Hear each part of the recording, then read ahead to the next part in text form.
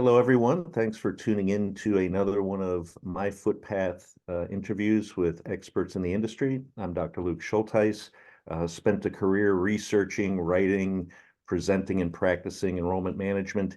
And we're really excited to have with us today Amanda Therrell from the University of South Carolina, the Graduation and Retention Network Director.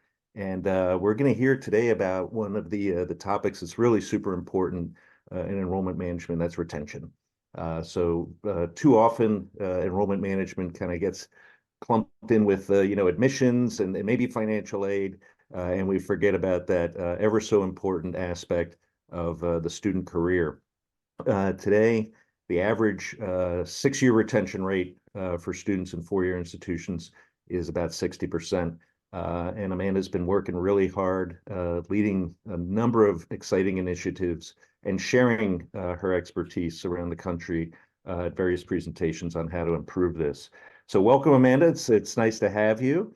I thought we'd start off talking about you've got a graduation and retention council, and we're interested of the composition, the frequency of meetings, the topics, and how this group helps to drive retention efforts at the institution. Yeah, great. Thank you so much for having me. Yes, just to give you some background on the Graduation and Retention Council, we had some leadership changes in the last 2 years or so, and a couple of times before that, as many institutions do. And with some new leadership changes recently under our new president and provost, this Graduation and Retention Council was formed. And so the makeup of the Graduation and Retention Council consists of a lot of departments around campus, including academic units. We have representation from the Advising Center, the Bursar's office, the Registrar's office, Student Success Center. We have a member of our development team that attends the meetings, health services, veteran and military affairs. So a really wide range of representation from around campus attending these meetings. We've actually had to continue to move where we meet because the room keeps growing. So it's been really nice to see so much participation in this effort. When the group gets together, and it as you mentioned, a lot of key stakeholders, are the discussions really focused upon efforts that those offices can implement to help students persist, or providing advice to the institution writ large? How do those conversations kind of go? So the group came together and just started listing what they see from their areas as hurdles to graduation. And then other offices could chime in and say, well, we have a solution there, and maybe we just need to raise awareness or come up with a solution that we can work on together. So they started to identify groups of barriers to graduation, and those groups kind of clustered in common themes around basic needs, social, curricular, financial, information and communication, and then sort of outliers that are just under the other category. So we started to break apart these different groups and then try to tackle them as best as we can. And whether it was these services are already provided on our campus and some people just need to know more about them, or we don't have anything to address this and we need to get working on it. So that's kind of what happened in the beginning, was to just identify what they are and where are their overlaps and where are we doing things that others are also doing, and maybe we're duplicating some effort, or where do we need to go ahead and get to work. Great. One topic that seems to come up at every institution is the registration hold. I'm guessing that that's been a topic that's been discussed around your tables a little bit. How have folk sort of discussed what's really a critical hold, and what can we give a little forgiveness on to let students get into the next registration period? Yeah, that is a topic that has come up. There obviously are various types of hold, financial, advising holds, immunization holds, a whole world of types of holds. And so they have discussed this and trying to address when can a student register and deal with these holds later, possibly. So it is something that they're working on. We haven't totally ironed that out just yet, but that's a great conversation that we have. And since we have the advising center on our council and we have the bursar's office on our council, it's something that we can really identify together and see what kind of solutions we can come up. But it does prevent students from progressing when they have all those hurdles to jump through, for sure. Right, thanks. Are there goals associated with the retention work, or at a certain, graduation rate here, we want to get to a different level, or first to second year retention is at a certain point structure, and you want to increase that? How do you kind of progress and identify where you want to be? Yes, so the new leadership that I mentioned, they have some great goals that we're trying to help the university achieve. There's a 5-year goal to have a 75% 4-year graduation rate and a 5-year goal of 94% first to second year retention rate. And so we're working on various programs to try to meet those goals. That's really ambitious. That's great. It I know there's been work through your council and through your efforts to bring some parity with retention graduation rates for Pell recipients in alignment with those who are not receiving the Pell Grant. Are there some specific efforts you all have initiated to better support the Pell recipient students? Yes, we've had several initiatives that have come through the council and also through the university largely. The university committed to admitting students in the state of South Carolina who are in the top 10% of their class.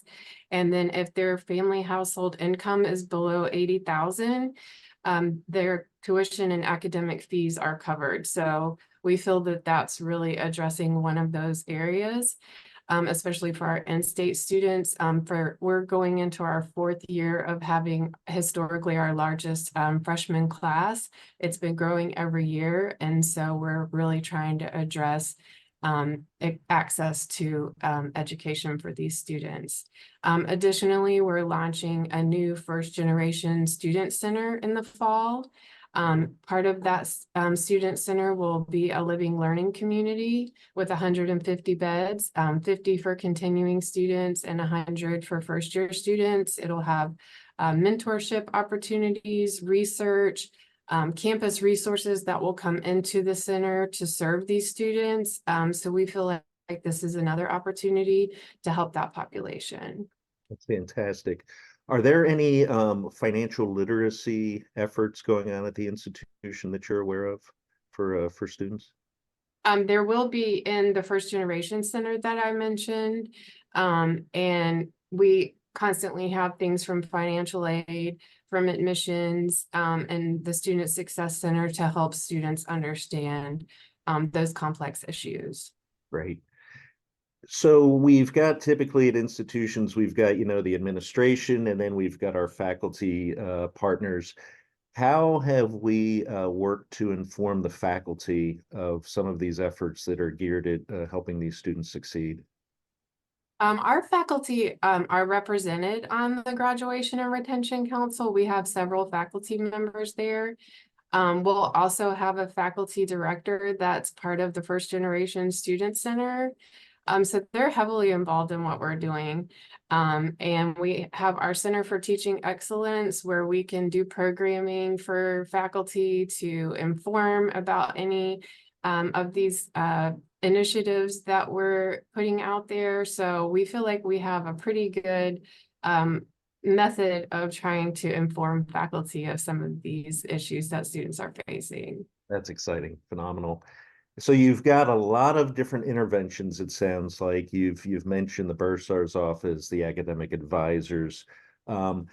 Is it falling on your shoulders to sort of coordinate who's doing what and make sure people are hitting benchmarks, or how does reporting out and how do you hold people accountable to make sure that you're hitting the measures that you've put into place?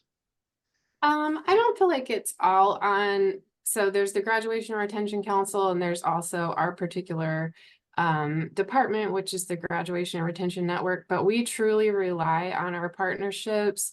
Everyone feels like retention is their responsibility. I know the advising center is really involved in retention. There's several staff members and other units around campus whose role is in retention. So while we coordinate a lot of the efforts, we definitely know that people are hard at work and definitely deserve a lot of kudos when it comes to this. That's phenomenal. Great. The uh the uh the GARNET, the Graduation and Retention Network. Can you tell us about the genesis of it? How new is this? Who sort of came up with the idea? Are you scaling it? Sure, What's I'm behind happy it? to Go talk ahead. about it. I love talking about it. So we were previously an office called On Your Time Initiatives. Our goal was helping students graduate on time. We have programs under our office, including the summer semester, winter session, a transfer program that takes place in the summer. So still sort of with that same idea of on-time graduation.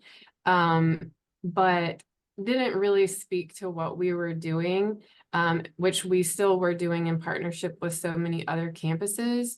And then, as I mentioned, the leadership changes, we really wanted something that illustrated the work that we were doing on campus, as well as some of the newer initiatives. So one of our school colors is Garnet, and so we came up with what we think is a very cute acronym of the Graduation and Retention Network. And so under that, we have our previous programs, summer, winter, transfers, accelerated study plans, lots of things to help students either catch up on coursework or accelerate it if that's what they want to do. And then some of these newer things that we're talking about, something that we really are proud of through the Graduation and Retention Council is a program called Complete Carolina, where we have groups of students that attended in a previous semester and came into some of those hurdles that we were talking about, whether it's financial or mental health, or whatever it may be. And then they didn't return for some reason. And we've identified that they were in good academic standing. They didn't have any conduct issues. So we were able to secure some funding for this program. And we reached out to a group of students, asked them if they were interested in returning to the university because, like you mentioned earlier, holds. They have a transcript hold when they have a balance with us. And so they can't transfer somewhere else. They can't return here with this balance. And then the university also has a student that didn't complete their degree. So it's sort of a lose-lose situation. So we reached out to this group of students that we identified and asked them if they were interested in returning. It's a little bit of a tricky process because if a student has a balance and the university is calling them, they may not want to answer the phone. So we did have to kind of tweak that process a little bit to kind of actually communicate with these students. But we did have a successful, we're in our second semester of this program. And once we pay off that previous balance, they are responsible for the upcoming semester's tuition. So it's not just like free for the rest of their time here. But then we also provide as much support as they need. So we identify what happened previously to cause them to not return. Get them extra sessions in the Student Success Center if that's what they need, if they need some counseling services or financial aid support, whatever it is. We meet with them one-on-one and identify what those services are. that they need special attention with. So we're really proud of that program as a result of what the Graduation and Retention Council has been working on. Super. You've mentioned summer studies, and a lot of institutions struggle with what they're offering. Sometimes it's at the whim of an academic department. Can you speak a little bit to how the institution may have organized what's getting offered in the summer to help students expedite their time to degree? That is definitely a struggle. We're a member of an organization called the North American Association of Summer Sessions, and I hear this all the time with the institutions that are a part of that organization. But it can be a struggle, but we try to inform departments about the benefits of summer. You know, you kind of have to change the feelings about summer sometimes, because when students are coming out of high school, going to summer was a bad thing, you got in trouble or something. But trying to inform them that you can use this as an opportunity to lighten your load so you can do a study abroad another semester, or lighten your load so you can do an internship, or if you changed your major or you transferred and you need to catch up on some coursework, summer is a great opportunity to do that. And so it's not only informing students, but also informing faculty and academic departments as well. We do have a bit of a heavier beginning of the summer where the course offerings take place, and then the end of the summer, it lightens up a little bit. But we have had an increase, I'd say probably in the last 5 years or so, of what's available in enrollment. I mean, it's definitely not a fall or a spring, but it's there when students need it, and we put some programs in place under summer. We have a summer minors program where a student can either complete a whole minor or just finish one that they've been working on, so that they can take that pressure off of their fall and spring, so they can work on a minor just in the summer. And so little programs like that to try to boost summer for That's people. great. That's great. Yeah. Can you speak a little bit about the advising structure at the university? How's it sort of set up? Is it centralized to some degree? Is it for lower division, upper division students? Do faculty play a role in it? How's advising run? Well, I'm definitely not the advising expert on this campus, but we do work closely with the advising center. They are shifting to a 4-year advising model. Currently, we have a university advising center where first-year advisors go, and then they do transition into their departments when they get into their upper levels. And it does vary by department, whether it's a faculty member or a staff member. So to answer your question, I would have to defer to the experts over there. But we do have a very well-run advising center here. That's an important component. Super. One of my last questions is you mentioned a little bit of forgiveness for some student debt when some students come back for certain populations. Um, are there any efforts to secure additional funds to support Garnet and the efforts to retain the students? Yes, absolutely. We're working on resecuring funding for the Complete Carolina program that I mentioned. We just yesterday had our university-wide giving campaign, and we were able to get the university to add an additional line for our first generation student center. So there's a lot of attention being given to first generation students. We have alums that were first generation students themselves, and they feel very strongly about the support that these students need and the hurdles that they themselves faced, and they want to help students that are facing that as well. So we were able to get the university to give us a line in the giving campaign so that donors could provide funds directly to the First Generation Center. So we're really excited about some of the funding opportunities. And as I mentioned, we have someone in development. She traveled with a group on a site visit to another first generation center to kind of see, okay, let me go back and talk to our donors about what kind of money we need in order to get our center the way that it should be. So we're glad to have that partnership.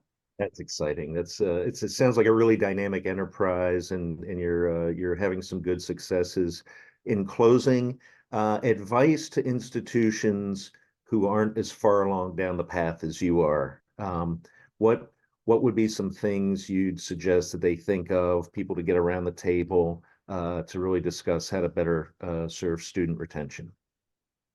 I definitely think getting your upper level leadership involved, buy-in from your provost and your president has been critical to the success of some of these initiatives, as well as having as many partners as you can from all around your campus. And I can't say enough that you always need to have a student at the table.